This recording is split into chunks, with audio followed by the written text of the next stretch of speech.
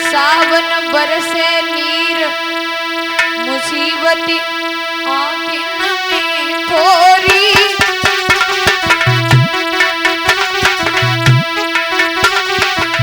लाला परदेसन के बीच बिलखती मैया क्यों छोड़ी। अरे परदेसन के बीच बिलखती मैया क्यों छोड़ी।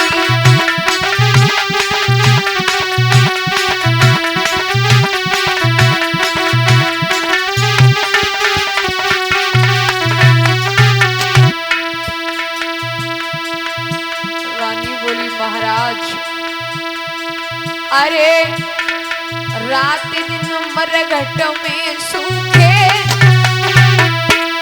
हमें का मालूम हती पिया तुम कफन के होंगे। अरे हमें ना मालूम हती बलम तुम कफन के होंगे।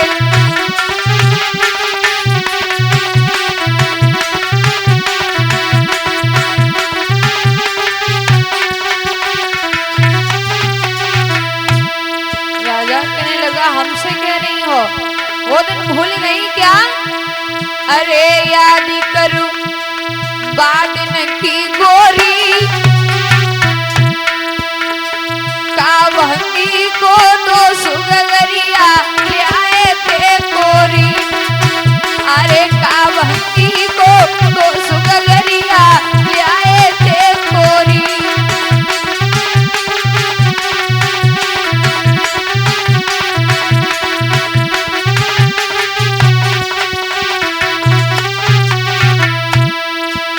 बनी तुम बालिन पंडितानी। अरे क्या दोस्त था मेरा, क्या दोस्त था उस गागर का। वो गागर तो मैं बिल्कुल नहीं लाया था।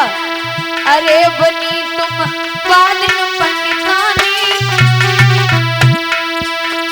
विधि के लिखे विधान कर्म घटिकाऊ नहीं जानी। अरे विधि के लिखे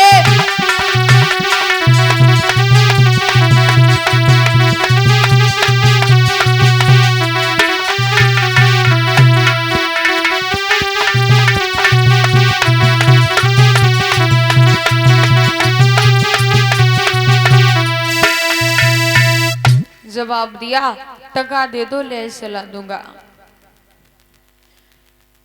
आधी साड़ी बच्चे पर डाल चुकी थी मैया। आधी साड़ी से तन को ढके थी। राजा ने जब ये शब्द कहे तो रानी ने शरीर से आधी साड़ी भी निकाल के राजा को दे दी और कहा महाराज बच्चे का अंतिम संस्कार कर दो। भैया तन पर एक भी वस्त्र जब नहीं रहा। बच्चे का अंतिम संस्कार करने के बाद पास में एक मंदिर था देवी का। मैया उसी मंदिर में जाकर के लेट गई। इधर विश्वामित्र को फिर भी चैन नहीं मिला। दादा उसी काशी से 4 बच्चे चुराए और उन बच्चों को मार के चौराहे पर डाल दिया और गांव में आवाज लगाई कि हे काशी के लोगों गांव में कोई डाहिन आई है जो बच्चों को खाती है। अपने अपने बच्चे बचा करके रखना, नहीं तो डाहिन जिस घर में घुस गई उस घर में बच्चे जीवित नहीं मिलेंगे। ये बात काशी के राजा ने जब सुनी तो कालू मेहतर को बुलाया और कहा मैंने सुना है कि तुम्हारे यहाँ कोई नौजवान रहता है, उसको बुलाओ और जो डाहिन आई है उसका जीवन समाप्त कर दो। मेहतर राजा को बुलाता है और कहता है कि हे राजन मैंने सुना है कि तुम बहुत शक्तिशाली हो, आप चल करके उस डाहिन का वध कर दो। दादा राजा पहुंचा है मंदिर में, अंधेरा इतना है कि हाथ से हाथ नहीं दिख रहा। रानी के बाल पकड़ में आ गए, केस पकड़ में आ गए। राजा घसीटता हुआ बाहर लाया।